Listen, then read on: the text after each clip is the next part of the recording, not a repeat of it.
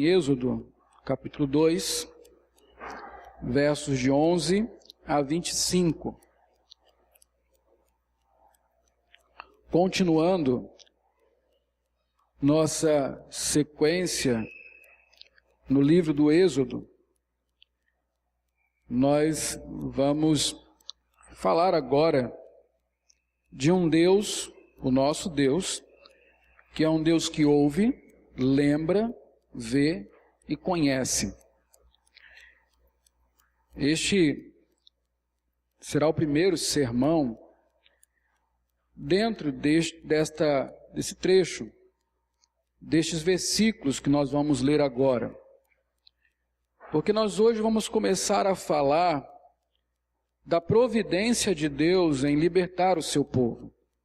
Vamos começar a falar deste Deus que é sensível ao sofrimento, ao clamor do seu povo e que providenciou para ele, na pessoa de Moisés, um Salvador, um libertador.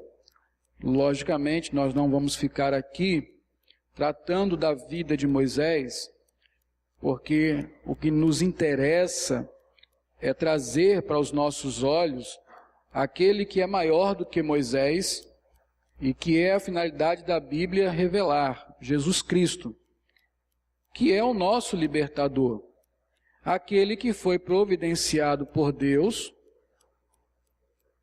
para atender à nossa necessidade, ao nosso clamor, ao nosso sofrimento, quando estávamos debaixo da escravidão do pecado.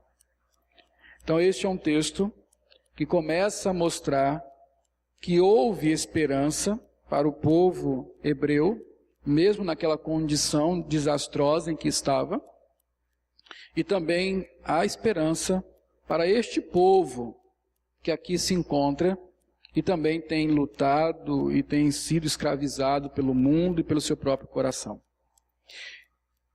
Êxodo 2, de 11 a 25, diz assim a palavra do Senhor. Naqueles dias, sendo Moisés já homem, saiu a seus irmãos e viu os seus labores penosos. E viu que certo egípcio espancava um hebreu, um do seu povo.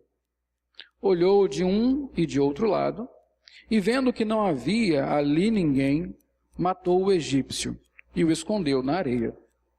Saiu no dia seguinte, e eis que 2 hebreus estavam brigando. E disse ao culpado: por que espancas o teu próximo? O qual respondeu: quem te pôs por príncipe e juiz sobre nós? Pensas matar-me, como mataste o egípcio? Temeu, pois, Moisés e disse: com certeza o descobriram. Informado deste caso, procurou Faraó matar a Moisés. Porém, Moisés fugiu da presença de Faraó e se deteve na terra de Midian. E assentou-se junto a um poço. O sacerdote de Midian tinha 7 filhas, as quais vieram a tirar água e encheram os bebedouros para dar de beber ao rebanho de seu pai. Então vieram os pastores e as enxotaram dali. Moisés, porém, se levantou e as defendeu e deu de beber ao rebanho. Tendo elas voltado a Reuel, seu pai, este lhes perguntou: por que viestes hoje mais cedo? Responderam elas: um egípcio nos livrou das mãos dos pastores e ainda nos tirou água e deu de beber ao rebanho. E onde está ele? Disse às filhas. Por que deixaste lá o homem? Chamai-o para que coma pão. Moisés consentiu em morar com aquele homem, e ele deu a Moisés sua filha Zípora, a qual deu à luz um filho, a quem ele chamou Gerson, porque disse: sou peregrino em terra estranha. Decorridos muitos dias, morreu o rei do Egito. Os filhos de Israel gemiam sob a servidão e por causa dela clamaram. E o seu clamor subiu a Deus. Ouvindo Deus o seu gemido, Lembrou-se da sua aliança com Abraão, com Isaque e com Jacó. E viu Deus os filhos de Israel e atentou para a sua condição. Maravilha esse final de texto. Então, é disso que nós vamos começar a falar nesta noite. Desse atendimento de Deus ao seu povo. Do fato de Deus ter ouvido o clamor do seu povo e ter providenciado para eles um libertador. Você vai perceber uma coisa quando você lê o livro de Êxodo. O capítulo 1 vem num crescente de sofrimento. As coisas estão indo de mal a pior para aquele povo. Primeiro, eles estão em paz, em grande prosperidade, crescendo muito, com terras próprias, criando gado, muito bem ali, contando com a simpatia do faraó, contando com a influência do próprio José, que era o governador do Egito. Era um povo bem guardado, bem quisto no Egito. Mas a situação então muda, como nós já vimos. A dinastia de faraós mudou, e essa nova dinastia não conhecia José, José já não existia, toda aquela geração havia morrido. E aquele povo perdeu de vista que deveria voltar, e agora, sob o domínio de um novo faraó, eles começam a sofrer. Eles começam a ser afligidos. O novo faraó impõe sobre eles duros serviços. E tudo começa com a escravidão. Uma escravidão que não apenas priva da liberdade, mas obriga aquele povo a não mais cuidar dos seus interesses, mas cuidar dos interesses de Faraó, a construir coisas para Faraó, a se manter ocupado com as coisas do Egito e cada vez mais distante, tanto geograficamente como no próprio coração de Canaã, a terra que era deles. Então eles começam a sofrer com a escravidão, que se torna cada vez mais intensa, a ponto do faraó tirar o mantimento que era para eles produzirem e ainda exigir que eles produzissem a mesma coisa. Mais do que isso, no final daquele capítulo, o que nós vemos é a ordem do faraó para que eles matem os seus próprios filhos. As coisas vêm piorando. E eu creio que você que vem acompanhando os sermões, não apenas tem se sentido angustiado com a situação daquele povo, mas de alguma forma tem se sentido também angustiado com as aplicações que estão sendo feitas para as nossas vidas. Nós estamos constatando, domingo a domingo, o como nós estamos também escravizados por um mundo que tenta ditar as ordens para nós, tenta determinar a nossa agenda, a nossa maneira de pensar, a nossa maneira de criar nossos filhos, tem nos privado até da nossa masculinidade conforme a Bíblia. Tudo isso o mundo tem tentado, e seria bom se, como aqueles lá no Egito, nós também estivéssemos gemendo por causa disso. Há um Deus que contempla o seu povo. Há um Deus que ouve, lembra, vê e conhece a aflição do seu povo. Que solução aquele povo poderia ter? Quem tomaria as dores de Israel? Quem os libertaria de tamanha escravidão? É sobre isso que nós vamos então falar. O que a Bíblia nos diz, no versículo 23 aí do capítulo 22, é que o povo geme e clama por causa da escravidão. Veja o que diz o versículo 23. Decorridos muitos dias, morreu o rei do Egito, e os filhos de Israel gemiam sob a servidão, e por causa dela clamaram, e o seu clamor subiu a Deus. A história de Moisés começa exatamente, a história de Moisés adulto começa exatamente quando este povo está num ápice tal de sofrimento que, não suportando mais as suas dores e a escravidão que estava sofrendo, começou a gemer e a clamar por socorro. Moisés é a providência de Deus para assistir esse povo que agora geme e clama por auxílio. Veja como muda, em um capítulo apenas, capítulo 1 para o capítulo 2, o estado desse povo. Um povo que começa próspero, forte, crescendo. Agora é um povo que é descrito como um povo que geme e clama. Um povo aflito, sofrido, dominado por um regime tirânico, maldoso e diabólico. É por isso que eles clamam e gemem ao Senhor. E o Senhor, atento a isso, providencia para eles um libertador. Mas eu queria falar sobre esse gemido e esse clamor deste povo. O gemido e o clamor são por causa da escravidão. Você tem acompanhado e tem visto. É justamente isso que tem provocado no coração daquelas pessoas dor intensa. Eles não estão sofrendo apenas fisicamente, por causa dos labores do Egito, mas eles sofrem também no coração e na alma.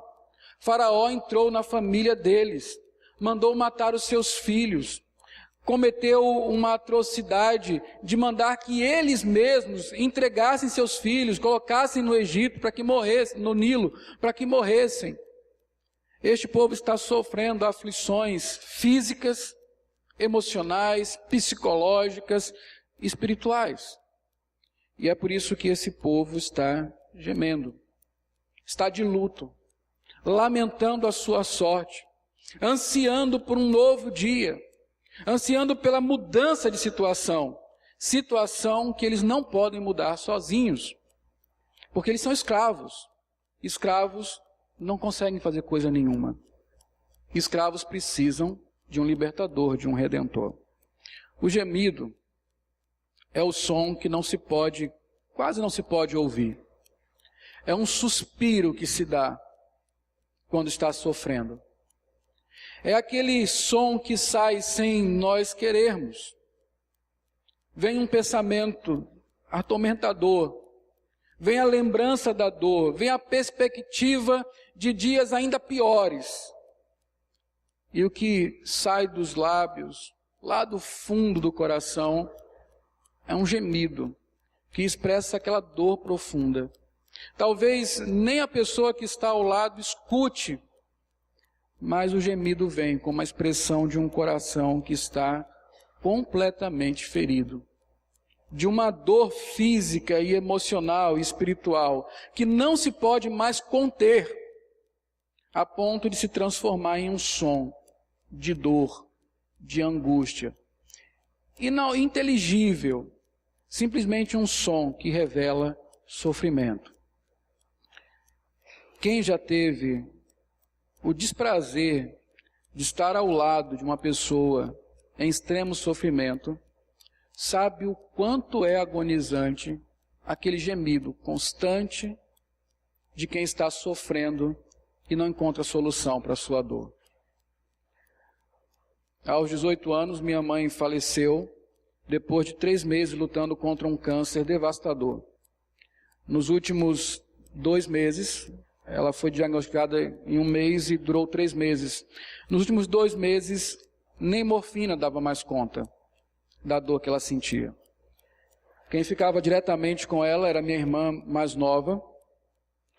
E já cansada de ter que enfrentar este quadro de dor constantemente, nós começamos a revezar com ela, os outros irmãos. Uma noite eu fiquei com a minha mãe. É horrível você ter alguém que ama, sentindo dores que você não pode acudir, não tem remédio que passe, e a única coisa que essa pessoa pode fazer é gemer.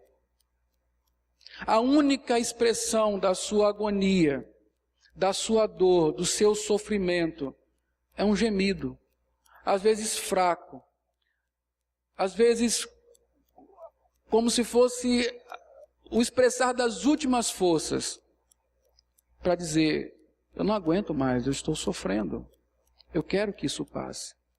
As palavras não descrevem isso, é o gemido, quase silencioso, mas que expressa a dor profunda de alguém que está sofrendo. Por que essas pessoas estavam sofrendo? Por que eles estavam gemendo, melhor dizendo? E eu comecei a imaginar esse povo lá no Egito. Por que eles gemiam?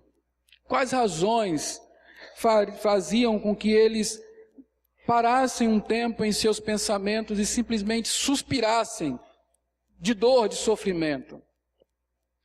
Então eu imaginei um pai de família, um homem, no final do dia, sentado em sua casa, olhando a condição que ele, sua esposa e seus filhos estavam, sem poder fazer nada por eles, sem poder fazer nada por si mesmo, lembrando-se que no dia seguinte eles iam levantar e ele não poderia livrar seus filhos dos chicotes dos egípcios, ele não poderia livrar a sua esposa dos trabalhos forçados, ele mesmo não teria descanso, e ele não estaria por perto muitas vezes para confortar os seus filhos e a sua esposa.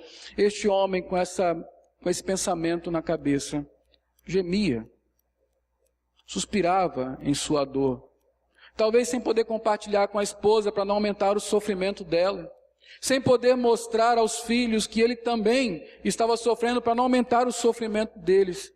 Esse homem, no silêncio da noite, solitariamente, olhando para os seus filhos e esposa, gemia de dor, gemia de sofrimento, gemia pelos pensamentos que atormentavam a sua mente. Ele gemia por causa da escravidão no Egito. Talvez fosse o gemido de uma mãe. A mãe que acabou de ser roubada de seu filho, porque um egípcio foi lá, descobrindo que era um menino, e o matou. Quantas mães no Egito passaram por isso? Quantas mães estavam gemendo por causa disso? Lamentando o assassinato dos seus filhos inocentes, sem defesa e sem poder fazer nada contra isso. E ainda estando debaixo de um regime de um faraó que ela teria que obedecer, se sujeitar a ele. Essas mães gemiam, sofrimento de alma, de coração, por serem roubadas de seus filhos. Um jovem casal, recém-casado, recebe a notícia de que a esposa está grávida, o que é uma alegria para todo mundo. Mas então eles pensam, e se for um menino? O que vai acontecer? O que vão fazer com a gente? Nós vamos ser mais um desses casais em que, depois da alegria de saber da gravidez, vão sofrer com seus filhos assassinados. Esse jovem casal, que deveria estar comemorando a gravidez, está gemendo pela perplexidade do que poderá vir a acontecer com esta criança que está sendo gerada. E os jovens? Que perspectivas eles tinham? Expectativas cruéis. Nasceram na escravidão. Se nada mudasse, iriam morrer na escravidão. Sonhos. Que sonhos? Pensar em casar, constituir família, para quê? Para colocar filhos nessa situação? Esses jovens gemiam sem esperança. Toda a força, todo o vigor da juventude estava sendo gasto a serviço de um faraó, a serviço de uma nação que não é a deles. Eles não estavam construindo nada para eles mesmos. Estavam sendo roubados do vigor da juventude. Eu imagino que um jovem nessa situação gemia, sem esperança. E os velhos? Os velhos cansados e ainda obrigados a trabalhar. Velhos que deviam estar no gozo da sua aposentadoria, vendo, como diz a Bíblia, se cumprindo a promessa da longevidade que é coroada com a visão maravilhosa dos filhos e dos netos e dos bisnetos. Esses velhos estão vendo que geração após geração, seus filhos, seus netos, seus bisnetos estão sendo escravizados. Ele mesmo é um escravo, nada pode fazer por isso, para mudar isso. Este homem já velho, esta mulher já velha, só tem uma coisa a fazer: suspirar de dor pela sua situação. E você pode imaginar mais um sem número de situações que aquela situação que eles estavam vivendo no Egito provocaria. Meus irmãos, eu gosto sempre de lembrar, essa é uma história real. Essas pessoas existiram no tempo e no espaço. Essas pessoas sofreram de verdade. Muitas vezes nós lemos as histórias bíblicas como se elas fossem conto de fadas. Elas não são contos de fadas. Estas pessoas sofreram de verdade por conta da escravidão no Egito. E eu só mostrei para vocês algumas coisas que a minha imaginação limitada conseguiu captar daquele quadro terrível e certamente muito mais doloroso do que este. O povo que gemia por causa da escravidão no Egito. Mas chegou um ponto que o gemido se transformou em clamor. Ao contrário do gemido, o clamor é o grito alto. É o grito de desespero de um necessitado em busca de ajuda. É alguém que sai como um desesperado, gritando: me socorram, venham ao meu encontro, me ajudem. Eu estou sem condições de me salvar, eu preciso de salvação, eu preciso de um libertador, alguém precisa fazer alguma coisa por mim. Eles sabiam que só alguém mais forte do que o Egito poderia libertá-los de tal escravidão. Então agora eles clamam. O clamor vem do convencimento que escravos não podem fazer nada por si mesmos. Eles não podem. Eles não têm recursos. O povo já está enfraquecido. Já são muitos anos. Moisés, segundo nos fala em Atos, já tinha 40 anos aqui. Este povo já vem sofrendo há mais do que isso. Uma geração já se criou na escravidão. Esse povo vem sendo enfraquecido, diminuído. Agora eles não têm mais condição de sozinhos saírem do Egito. Eles só podem clamar por socorro. Direcionar o seu grito a alguém que possa socorrê-los. O clamor é aquela condição humilde de alguém que se vê sem condição de subsistir, de sobreviver sozinhos. Eles sabiam que só Deus poderia livrá-los da mão do faraó. Então eles gritam por socorro. É urgente, é um grito confiante de um necessitado pedindo a alguém que o socorra. Esse grito é dirigido a Deus. Deuteronômio, nós lemos esse texto, eu quero que você abra novamente. Deuteronômio 26, 6 a 7. Veja o que diz aí. Em Êxodo, diz apenas que eles clamaram, mas não diz a quem. Diz que o Senhor ouviu o clamor, mas Deuteronômio nos deixa bem claro que eles clamaram àquele que poderia redimir eles, aquele que poderia ser o Redentor, o libertador deles. Este é Deus, Jeová. Leia comigo, Deuteronômio 26, 6 a 7. Mas os egípcios nos maltrataram e afligiram e nos impuseram dura servidão. Clamamos ao Senhor, Deus de nossos pais, e o Senhor ouviu a nossa voz e atentou para a nossa angústia, para o nosso trabalho e para a nossa opressão. Eles clamaram a Deus. O texto está sendo escrito para nos mostrar não apenas a teologia da redenção, onde Deus é aquele que toma a iniciativa para isso, nós vamos ver nos próximos sermões, Mas esse texto vem nos mostrar também a posição humana, o elemento humano nesta obra de redenção. O que os homens devem fazer? Eles precisam tomar consciência da condição em que estão, lamentarem a ponto de gemer por causa dessa condição e clamarem a Deus por socorro. Estes 2 versículos, 22 e 23, finalzinho do texto que nós lemos, eles estão aí para justificar o porquê de Moisés aparecer na história. Moisés é este que vem para ser o libertador daquele povo, a resposta de Deus ao clamor daquele povo. Deus apenas não ouviu e ficou sabendo das coisas, mas Deus tomou uma iniciativa e enviou alguém para libertar aquele povo de tal situação. Aquele povo, então, teve o seu clamor atendido. Isso é um princípio bíblico. Aquele que clamar será salvo. Está lá em Romanos, no capítulo 10. Eu vou parar por aqui, nessa parte do texto, porque se for além, nós vamos prejudicar o que nós podemos aprender com esse texto. Mas hoje eu quero começar a dar esperança aos irmãos. Então eu vou parar aqui para começar a fazer aplicações. E eu espero que, diferente das outras, que têm trazido tanta preocupação para os irmãos, vocês comecem a ter esperança de que tudo aquilo que nós temos falado aqui, tão sério, pode ser resolvido através de Cristo Jesus.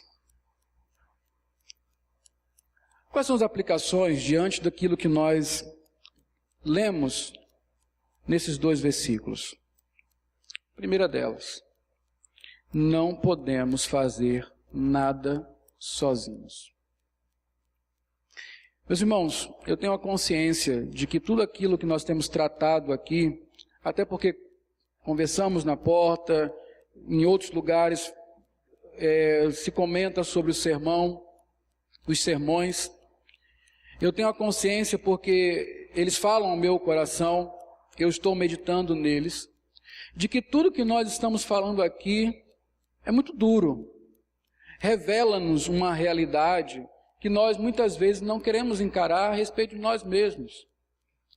O fato de nós, sendo crentes, ainda nos encontrarmos escravizados por este mundo, com os sonhos deste mundo, com a agenda deste mundo, com as preocupações desse mundo, de que nós perdemos de vista a terra prometida e estamos vivendo aqui para nos estabelecer no Egito, quando nós somos peregrinos, quando nós deveríamos estar caminhando para fora daqui.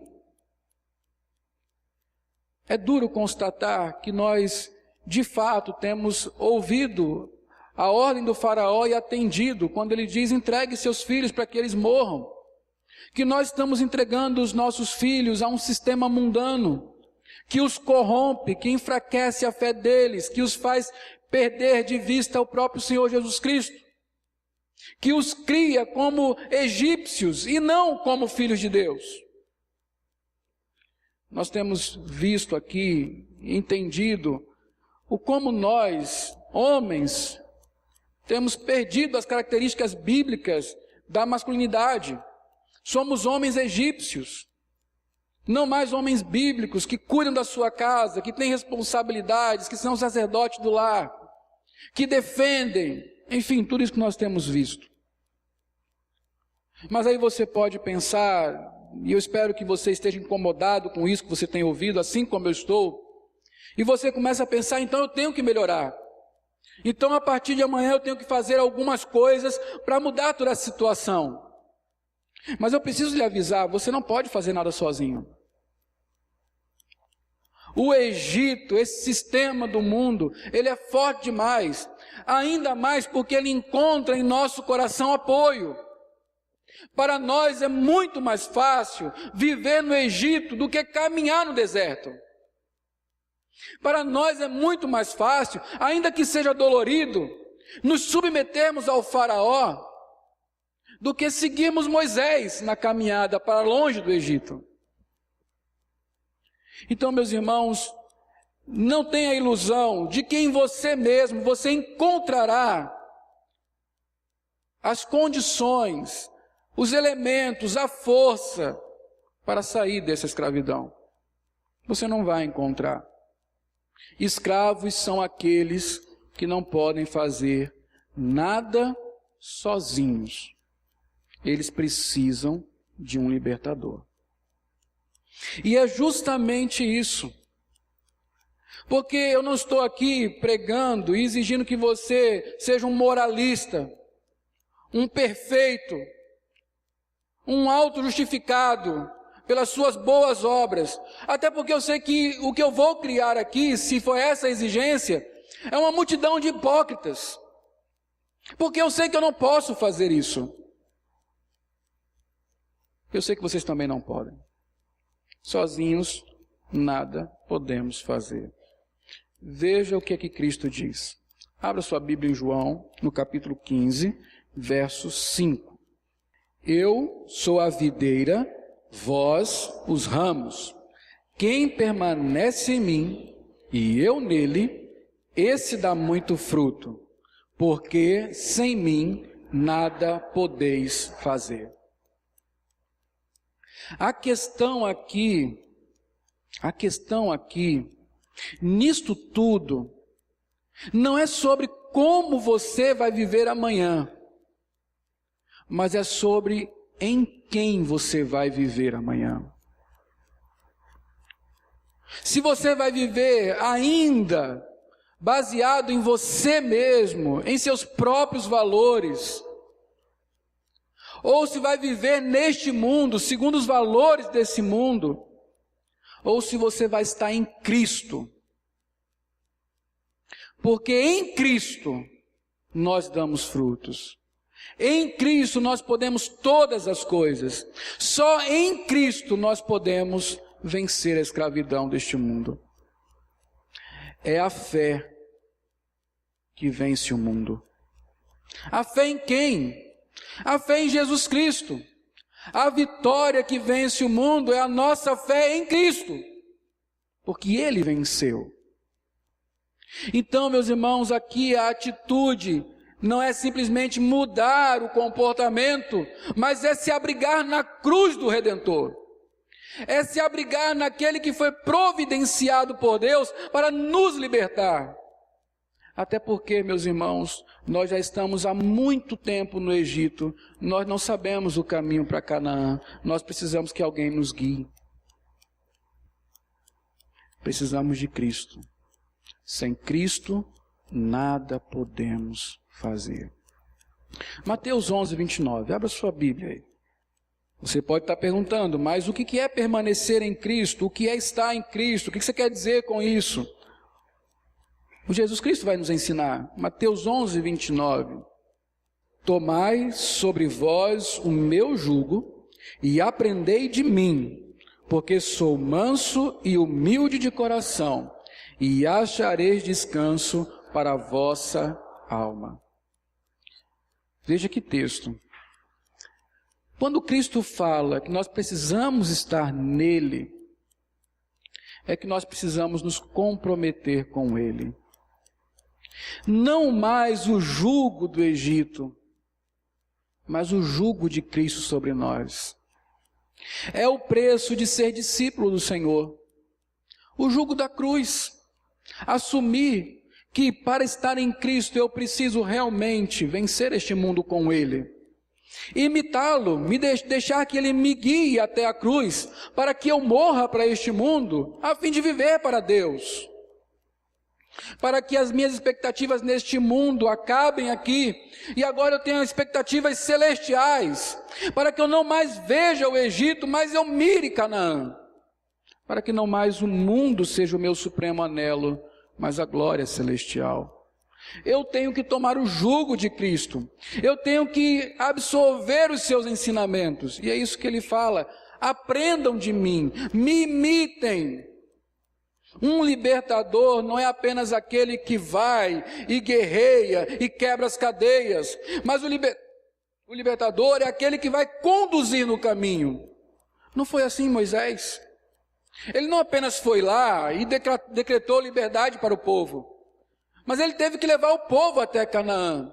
O povo teve que seguir aquele mestre, teve que aprender com Moisés as leis de Deus, a maneira de se comportar na presença de Deus, todas essas coisas. Então Cristo vem e fala: permanecer em mim é continuamente aprender, imitar quem eu sou, é andar como eu ando. E o maravilhoso é que Cristo veio a nós. Ele não é um Deus conceitual, ele é real, ele veio a nós.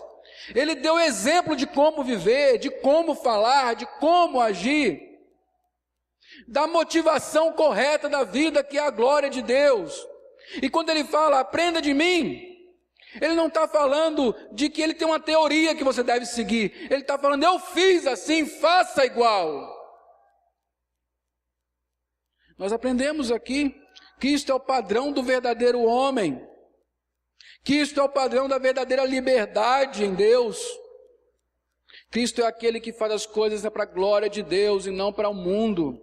Ele negou todas as ofertas do diabo a fim de glorificar somente a Deus. E porque ele venceu todas as tentações, ele é poderoso para nos livrar. Nós temos um sumo sacerdote que se compadece de nós.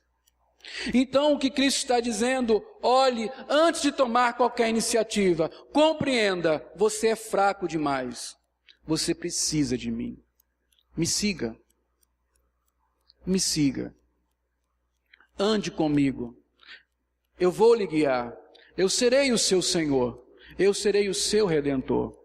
Não se guie mais por você mesmo, não tome conselhos com os ímpios, siga-me. Eu falei que aquele povo gemia. Quem geme quer o quê? Quem geme de dor quer o quê? Alívio. Olha o que Cristo fala. Porque sou manso e humilde de coração, e achareis descanso para a vossa alma. A escravidão só acaba quando nós vamos a Cristo. A escravidão só acaba quando nós permanecemos em Cristo. A vida cristã não é tanto sobre o que nós tiramos dela, mas é sobre o que colocamos. Não é daquilo que nós nos esvaziamos, mas daquilo que nós nos enchemos. A Bíblia fala assim, ande na luz e os seus pecados serão purificados. Encha-se do Espírito, que Cristo habite ricamente em seu coração, que a palavra de Deus lhe encha. Quando nós somos preenchidos por Cristo, a escravidão não tem domínio sobre nós. A esperança que eu quero trazer é, nós podemos hoje nos encontrar escravizados por todas estas coisas que nós já aprendemos aqui. Mas em Cristo há a libertação. Em Cristo, permanecendo nele, aprendendo com ele, sendo guiado por ele, exercitando a fé nele, nós venceremos o Egito. Porque a vitória, a fé, vence o mundo. Então, não podemos fazer nada sozinhos. Nós também precisamos de um Redentor. Se precisamos de um Redentor, precisamos imitar aquele povo, gemendo e clamando por uma redenção. Sabe por quê? Os que gemem e clamam aguardam uma redenção. Redenção é o ato de libertar da escravidão. Romanos 8, 23 e 24. Romanos 8, 23 e 24. Veja o que Paulo nos diz aí. Capítulo 8 de Romanos é o texto do gemido. Paulo diz que a natureza geme, que nós gememos, que o Espírito Santo geme, por conta dessa condição toda que nós vivemos, por causa desse Egito opressor em que nós estamos, que é o mundo. Veja o que ele fala particularmente a respeito de nós, os crentes. Romanos 8, 23 e 24, leia junto comigo. E não somente ela aqui é a natureza, vamos lá? Mas também nós, que temos as primícias do Espírito, igualmente gememos em nosso íntimo, aguardando a adoção de filhos, a redenção do nosso corpo, porque na esperança fomos salvos. Ora, a esperança que se vê não é esperança, pois o que alguém vê, como espera? Paulo está dizendo que os crentes, na atual condição em que vivem neste mundo, vivendo em um mundo opressor, anticristo, com padrões distorcidos, que tenta nos escravizar e muitas vezes consegue, os crentes gemem em sua alma.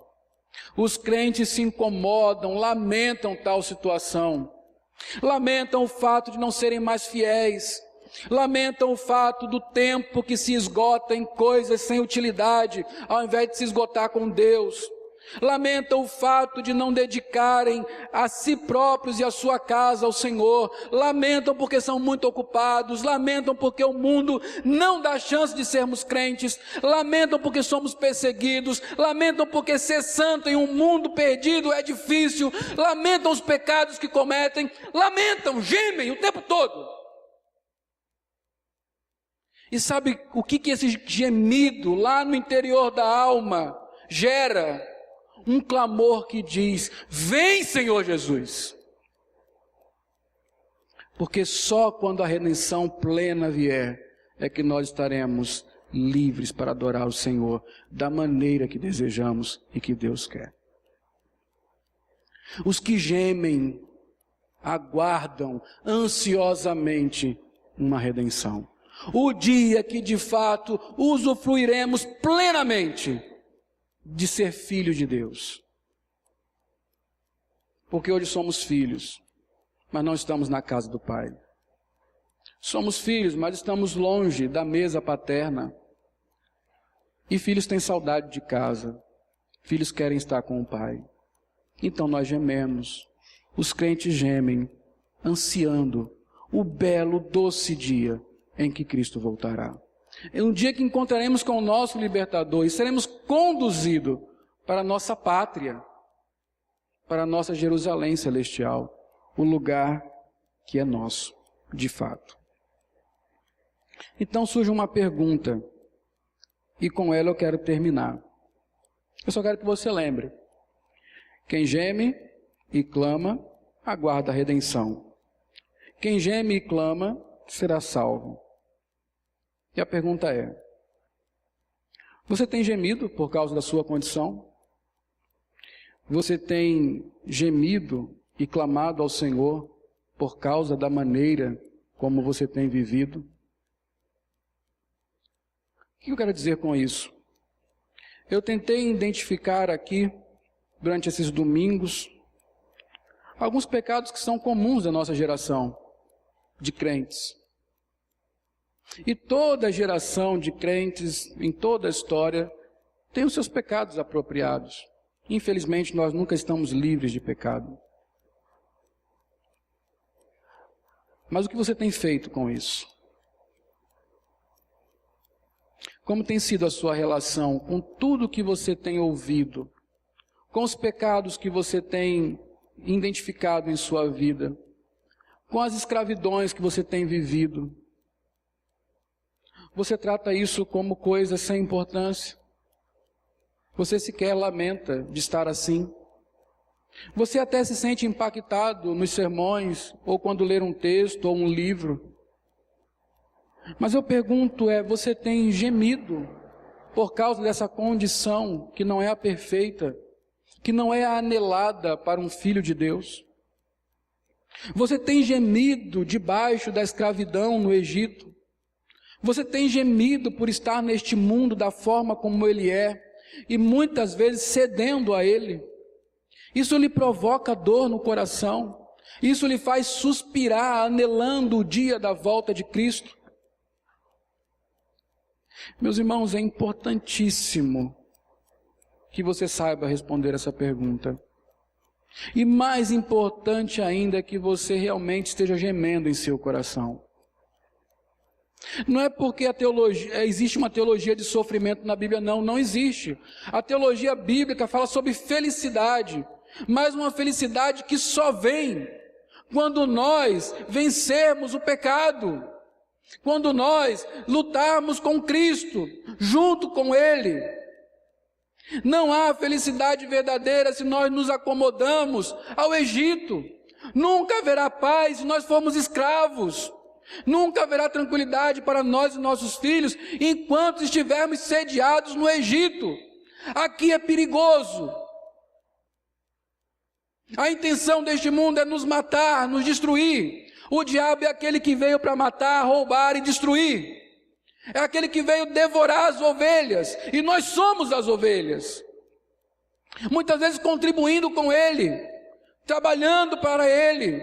Neste mundo perverso, e a pergunta é: isso tem lhe incomodado em algum grau? Há um desejo sincero de sair disso. Há uma vontade latente no coração de não ser mais assim, de ver tudo novo, aguardando uma redenção, agendando Cristo em sua vida. Como é que estão as coisas com relação a tudo isso? Como é que está o seu tratamento em relação ao pecado? Como você tem se sentido neste mundo? À vontade, tranquilo, como se aqui fosse o seu lugar. Eu tenho que lhe dizer, porque um sentinela não pode esconder a verdade. Se é assim, você está em perigo de eternidade. Porque o gemido é daqueles que desejam a Canaã. Quem não geme, já encontrou o seu lugar. Então a pergunta que você deve responder esta noite: eu tenho gemido? Eu encontro esse lamento em mim? Aquele povo gemeu, e o Senhor providenciou para eles um libertador. O libertador vem para quem geme. Bem-aventurado os que choram, porque os que choram serão consolados. Vamos orar ao Senhor?